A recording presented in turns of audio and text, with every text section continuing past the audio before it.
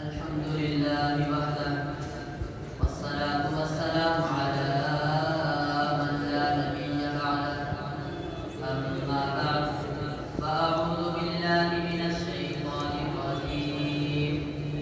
بسم الله الرحمن الرحيم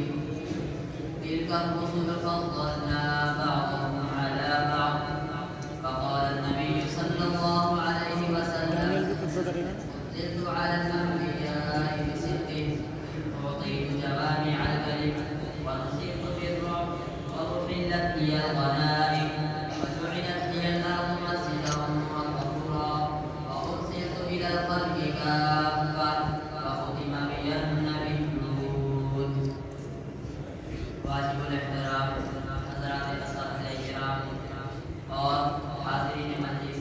السلام علیکم ورحمۃ اللہ وبرکاتہ.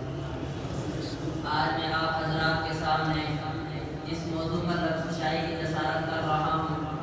وہ عظمت پیغمبر کے عنوان سے معنون ہے. رب ذوالجلال نے جب اس کائنات کا نظام بنایا تو اس میں انبیاء کے بعثت کے سلسلے کو بھی شروع فرمایا، جس کی ابتدا